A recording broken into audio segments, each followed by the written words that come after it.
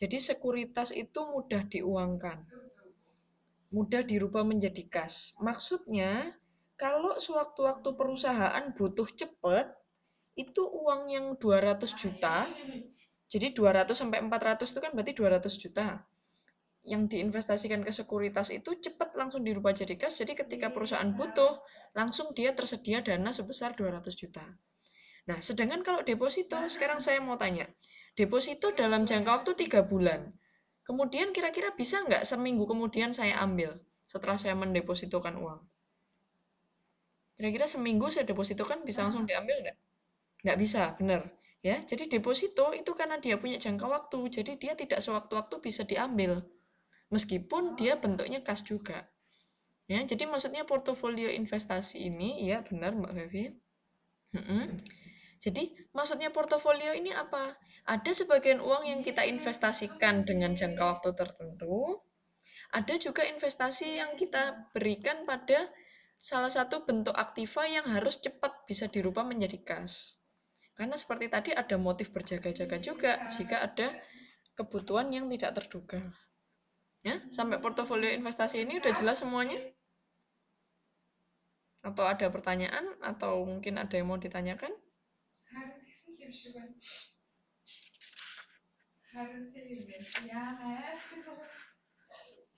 Jelas. Oke. Saya lanjut ke pengelolaan persediaan, ya. Kalau tadi kan udah kita mulai mengelola kas, sudah tahu ya. Jadi cara mengelola kas, berapa yang harus disediakan, berapa kebutuhannya, bisa dihitung ya pakai model model persediaan atau model Miller dan Orr tadi ya. Itu kalau menggunakan kas. Nah, sekarang kita ngomong ke pengelolaan persediaan. Pengelolaan persediaan itu berhubungan dengan bahan baku yang ada di gudang. Nah, ini ada istilahnya namanya JIT atau just in time. Just in time itu maksudnya apa? Hanya ketika ada pesanan, maka barang itu dibuat. Jadi dia tidak menumpuk persediaan di gudang. Apa keuntungannya just in time? Pertama, dia mengurangi biaya persediaan. Yang kedua, itu mengurangi kemungkinan kalau persediaannya rusak. Jadi misalnya, kalau teman-teman yang di pabrik menggunakan membuat mesin misalnya ya. Jadi pas ketika ada order, misalnya ada order dari Malaysia, dia minta 1 mesin. Maka seketika ada order itu, seketika mesin itu dikerjakan. Sehingga nggak sampai karatan, bahan bakunya nggak perlu disimpan lama-lama, nggak usah menanggung kemungkinan untuk rusak. Itu salah satu keuntungannya just in time. Nah, yang kedua teman-teman itu lihat di situ ada EOQ atau Economic Order Quantity. Ya. Maksudnya tadi kan kita udah ngomongin EOQ di bagian kas ya. Sekarang kita juga ngomong bagian persediaan, rumusnya sama. Q sama dengan akar 2CD dikalikan I. Ya. Nah, tapi untuk persediaan itu sebenarnya untuk apa sih, Bu? Kalau kas tadi kan kita jelas menghitung berapa sekuritas yang diperlukan untuk menyediakan kas sekian. Nah, kalau EOQ itu yang dimaksudkan berapa persediaan yang dibutuhkan untuk dipesan. Jadi ada istilah namanya lead time ya, lead time atau reorder point. Kapan harus mengorder lagi? Itu maksudnya lead time atau reorder point. Jadi misalnya gini, teman-teman biasanya di gudang nyimpen persediaan misalnya 100 kilo. Nah, untuk dipakai kebutuhan sehari-harinya habis 50 kilo misalnya. Nah, berarti ketika sampai ke 50 kilo, itu teman-teman harus pesan lagi. Biar persediaan 50 kilo itu selalu ada ketika orang-orang produksi membutuhkan. Itu yang dinamakan safety stock. Jadi berapa stok yang aman harus ada di gudang biar orang-orang produksi nggak kekurangan bahan. Jadi kapan harus memesan itu ya. Kapan dan berapa harus memesan. Itu yang dimaksud di EOQ ini. Ada yang mau ditanyakan? Oke. Pengelolaan persediaan. Udah lewat semua ya? Lewat. Nah, pengelolaan persediaan udah, saya ke pengelolaan piutang.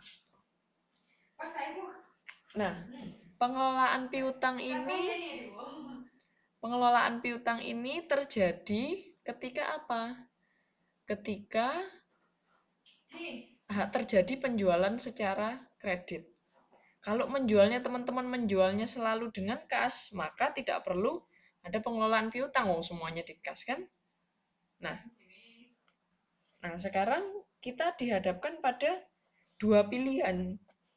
Kita memberikan penjualan kredit dengan diskon atau tanpa diskon.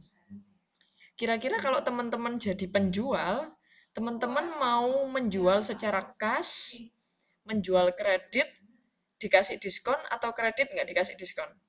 Coba saya pengen tahu. Kira-kira kalau teman-teman menjual barang,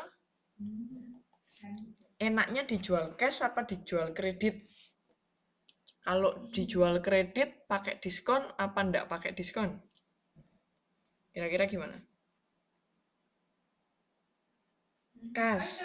Dijual secara cash. Kenapa Mbak Fevi kok dijual cash?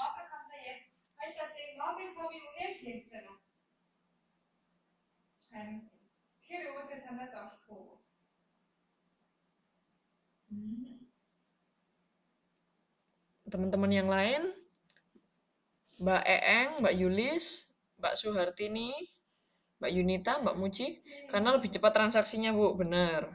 Nah, kalau misalnya barangnya itu mahal, kira-kira kalau dijual secara kas, cepat laku nggak?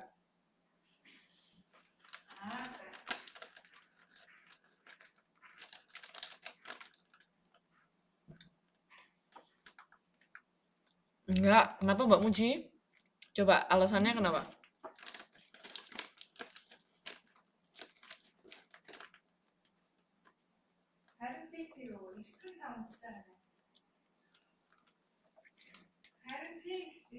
Kalau Mbak Yulis jualan, mending dijual kredit atau cash, Mbak?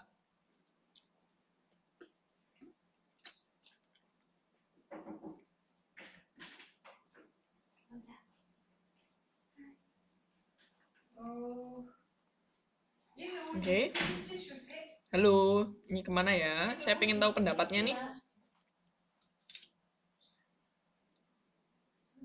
Kalau mahal dikreditin, iya bener Mbak.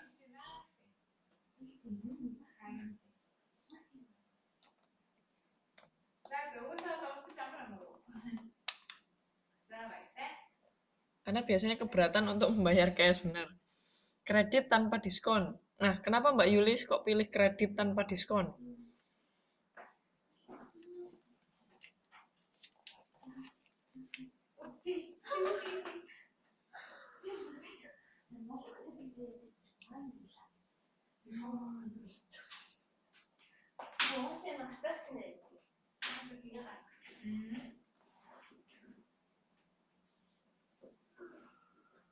Kredit tanpa diskon.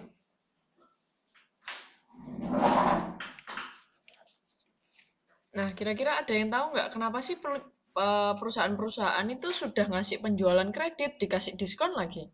Kira-kira kenapa?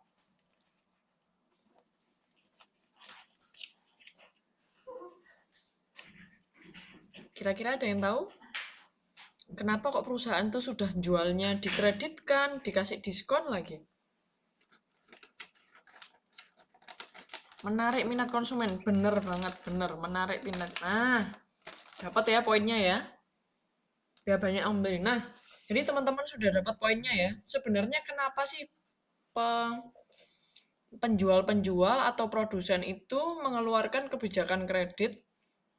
Jadi kebijakan kredit termasuk diskon itu tujuannya adalah menarik minat konsumen.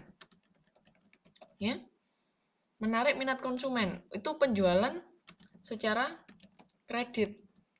Karena apa? Karena lebih mudah. Nah, sekarang kenapa kok dikasih diskon? Nah, kenapa dikasih term diskon? Itu gunanya untuk semuanya dengar suara saya ya, Mbak Yunita? Nggak ada suaranya. Halo, semuanya dengar ya? Dengar ya? Oke, saya lanjutkan. Nah, Pak Nano ini luar biasa sekali. Ya, jawabannya siap. Jadi teman-teman semua sudah tahu ya bahwasanya penjualan secara kredit itu dilakukan untuk menarik minat konsumen. Dan kenapa dikasih diskon? Untuk mempercepat pembayaran piutang. Jadi kalau kita kemarin itu membahas perputaran piutang di modul yang kedua, itu sebenarnya gunanya analisis piutang itu jadi kita bisa tahu kira-kira kita membutuhkan diskon atau tidak. Ya, teman-teman mungkin bisa lihat di modulnya untuk contohnya kredit tanpa diskon. Jadi dia memberikan penjualan secara kredit tapi biar cepat lunas, bener Mbak Yulis. Jadi biar cepat lunas dan memperkecil kemungkinan adanya piutang yang tidak tertagih. Kalau teman-teman minggu yang lalu masih ingat, saya bilang bahwa hukumnya piutang itu semakin lama piutang itu diberikan, maka kemungkinan tertagihnya semakin kecil. Ya, jadi semakin cepat piutang itu dibayarkan, maka kemungkinan untuk terbayar semakin tinggi. Ya, nah sekarang untuk yang kredit tanpa diskon, kita lihat contohnya ya. Penjualan rata-rata setiap tahun 800 juta. Lalu ada syarat penjualan N per 60. Berarti pembayarannya dilakukan setelah hari ke-60. Nah, diperkirakan dengan syarat penjualan yang baru, perusahaan meningkatkan penjualan sampai 1050 juta. Jadi memang benar ya, memang untuk syarat kredit semakin dikreditkan, itu penjualannya atau omsetnya bisa semakin naik. Profit margin yang diperoleh sekitar 15%. Apakah perusahaan perlu beralih ke penjualan kredit? Ya kan? Nah, sekarang kita lihat hitungannya. Ya. Kalau biasanya teman-teman lihat di slide yang di depan ya, biasanya kalau tanpa ada syarat kredit itu biasanya cuma laku 800 juta omsetnya. Tapi karena ada kebijakan kredit, maka dia bisa naik sampai 1050, ya. Nah, kemudian kita ingat tadi bahwa kenaikan omset ini bisa menimbulkan kenaikan pada profit marginnya sebesar 15%. Jadi, selisih dari penjualan atas kredit sama penjualan kalau nggak pakai kredit itu 1050 dikurangi 800. Berarti sekitar 250 juta. 250 juta dikalikan 15%. Hasilnya 37.500. Jadi tambahan penjualan kira-kira kalau penjualan ada kebijakan perusahaan mengeluarkan kebijakan kredit, maka akan ada peningkatan penjualan yang mengakibatkan keuntungannya bertambah 37,5 juta. Ya. Nah, tapi pengorbanan. Nah, kenapa kok ada pengorbanan? Ya, kayak yang teman-teman bilang tadi, mungkin teman-teman ada yang bilang, wah saya pilih jualan cash saja, Bu. Iya, soalnya nggak perlu ada namanya pengorbanan ini tadi. Nah, tapi karena kita menjualnya kredit, maka kita harus berkorban. Berkorbannya apa? Berkorban untuk kemungkinan uang kita nggak kembali. Ya? Nah, kita lihat perputaran piutangnya. Perputaran piutang kan 360 hari. Ya, 360 hari ini dibagi 60 hari. 60 hari ini kira-kira kembalinya kalau dikasih tadi kan termnya ingat ya. Termnya kan N per 60. Jadi pembeli bisa membayar pada hari ke-60. Berarti kira-kira perputarannya kan 360 dibagi 6 hari. 60 hari. Jadi perputarannya 6 kali dalam 1 tahun. Sedangkan rata-rata piutangnya berapa? Piutangnya kan tadi karena ada kebijakan kredit yang baru, maka sejumlah 1050. 1050 juta dibagi dengan perputaran piutangnya. 6 kali. Jadi rata-rata piutangnya dalam sekali menagih ada 175 juta. Dana yang diperlukan untuk membiayai piutang, maksudnya dana yang diperlukan untuk membiayai piutang itu kan karena 175 juta itu kita dapatnya dalam sekali penagihan. Nah, sedangkan di awal kita tahu tadi marginnya 15%. Berarti 100% dikurangi 15%, hasilnya 85%, ya kan? 85% kita kalikan dengan rata-rata piutang. Jadi, dana yang harus ditanggung karena memiliki tambahan